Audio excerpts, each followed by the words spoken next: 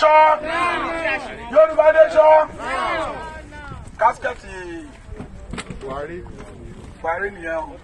Ó ti lọ. Ilé ló lọ. Buhari rèlé o. Igbó ló lọ tààràrà. Ẹ kó gbogbo kíláàsì sínú ẹ̀. Àfi pẹ̀lú ẹ̀. Ẹ kó gbogbo kíláàsì sínú ẹ̀. Ìṣòro Yorùbá ló ń gbé lọ yẹn. Ẹ wá ní kíláàsì kó sọ̀ sínú ẹ̀. Ìṣòro Yorùbá ni Buhari ń gbé lọ yẹn. Yoruba nation. Yoruba nation. Yoruba nation. Nigeria rests in peace. Bring Nigeria to save lives. Bring Nigeria to save lives. Bring Nigeria to save lives. Bring Nigeria to save lives. And Nigeria to save lives. And Nigeria to save lives. And Nigeria to save lives. And Nigeria to save lives. And Nigeria to save lives. Are you tired? Are you tired? Are you tired? Almost. And Nigeria to save lives. And Nigeria to save lives. And Nigeria to save lives. And Nigeria to save lives. Now we are dismantling Nigeria. It's time. Nigeria is a city of Nigeria.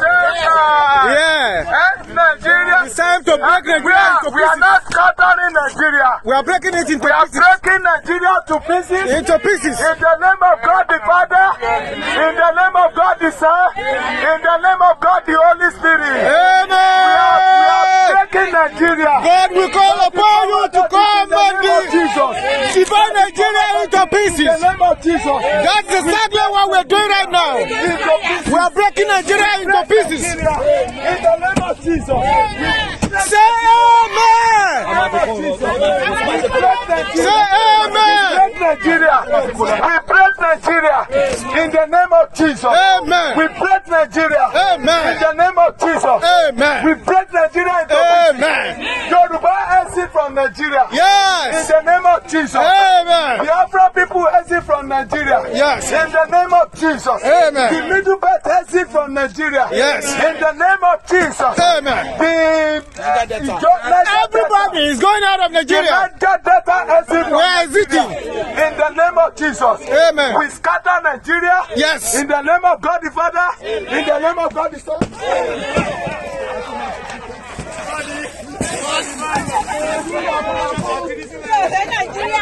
We scatter Nigeria. Yeah, now Nigeria is rubbish. Yes, Yoruba nation. No, Nigeria is rubbish. Nigeria has been scattered. In the name of Jesus. Yoruba nation will stand. Yoruba nation, arise! Yoruba nation, arise! Yoruba nation, arise! Yoruba nation, arise! This is the flag of Nigeria. We trample on Nigeria. Nigeria cannot do anything against us. We scatter, we march Nigeria. We march Nigeria. We march Nigeria. We march Nigeria. We march Nigeria. We march Nigeria. Nigeria will not rise again. Nigeria will not rise again. Yoruba nation will emerge. Yoruba nation will emerge. Yoruba nation will emerge. Yoruba nation will emerge. Yoruba nation will emerge. Yoruba nation will emerge. Yoruba nation will emerge. In the name of Jesus. In the name of God the Father. In the name of God the Son. We raise this flag. We raise this flag to the whole world. This flag will be known all over the world. Yoruba nation will be known all over the world. Yoruba will be known all over the world. Yoruba nation. Yoruba nation.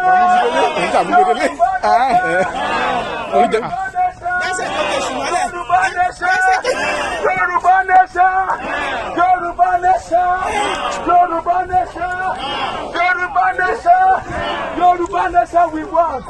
Yoruba exit from Nigeria. In the name of Jesus. Yoruba nation exit from Nigeria. In the name of God the Father. In the name of God the Son. In the name of God the Holy Ghost. Let the whole world say amen. Let the whole world say amen. Let the whole world say amen. Look at this flag. Yeah, look. Look at it. Look at it. Look at it. Look at it. Wow! Wow! Clap!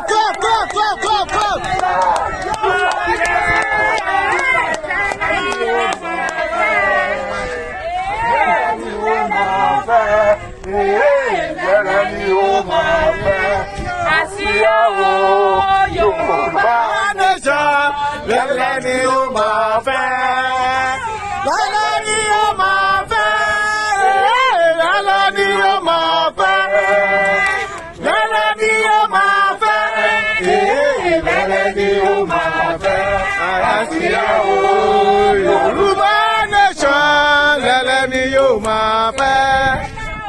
Lẹ́lẹ́ni yóò máa fẹ́. Lẹ́lẹ́ni yóò máa fẹ́. Lẹ́lẹ́ni yóò máa fẹ́. Lẹ́lẹ́ni yóò máa fẹ́.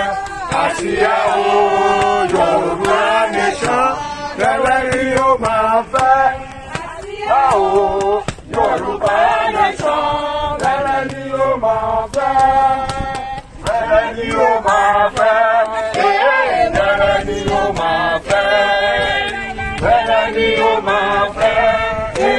Lẹ́lẹ́ni yóò máa fẹ́. Àsíá o Yoruba nation, lẹ́lẹ́ni yóò máa fẹ́. Yoruba nation, Yoruba nation, Yoruba nation. We want to do something. Go ahead. We want to sing our national anthem because we have raised Yoruba up. Yoruba has succeeded.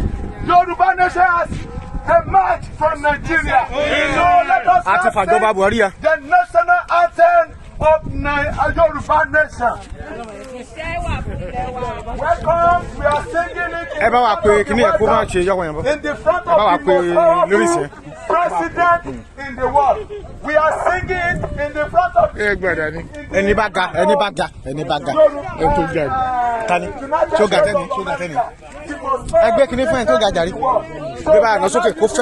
Yes, exactly. As a point of contact.